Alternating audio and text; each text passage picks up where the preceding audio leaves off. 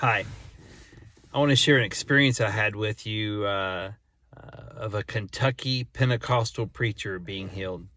So, I was working in the golf business, and this guy had come to me, um, and he looked really weak and looked like he was going to die.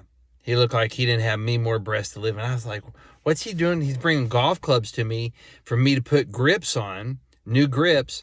And he looked like he could barely stand up. So, um, and so I said, okay. And I'd taken those grips and got his information, and he dropped them off. I said they'll be ready the next day. And so I went back in the back, and later that evening, I had taken those grips and taken the old grips off, and I prayed over those grips.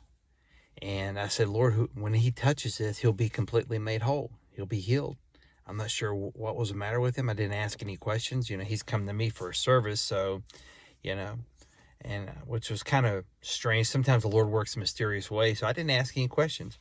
So I prayed over him, and then I also got a paper towel, and I always carried anointing oil with me, and I dropped anointing oil over it and folded it a couple times, and then I put a little Scotch tape around it, so it was like this, and I prayed over it that, that whoever comes in contact with this would be completely made whole, healed, sanctified, delivered, set free.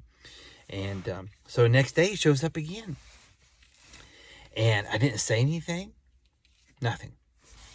And so I gave him his clubs, and I just said, I hope things go good for you. And he didn't really say anything. He went away. So it was about a couple months later, and I'm at the counter, and I was on the computer at the counter, and I was ordering some stuff for some people, and he was about the third person. I didn't know it was him, but there was a third person back in line, and they seemed to something different about them. They had this glow about them. And so when he came up to me, I said, he just kind of stared at me, and I was like, how you doing? How can I help you? He just looked at me. He goes, you don't remember me, do you? And I was like, no, I don't. He says, and he went on to tell me, he says, a couple months ago, I came in here, and I forgot to tell you, I took that napkin, and I gave it to him. I remember this part now. When I handed him his golf clubs, I said, here, take this and put this in your pocket and keep this with you at all times, and it'll help you. He goes, what is it? And I said, oh, it's just a prayer cloth, anointed prayer cloth. And so I forgot to say that. So when he showed up, I didn't know it was him. He says, yeah, a couple months ago, I came in here and for some golf grips to be made, and you gave me this prayer cloth. And as soon as he said, you gave me this prayer cloth, I remembered who he was, and I remember what he looked like. And I was like, wow. I'm looking at him like, wow, you look completely different. I didn't even recognize you.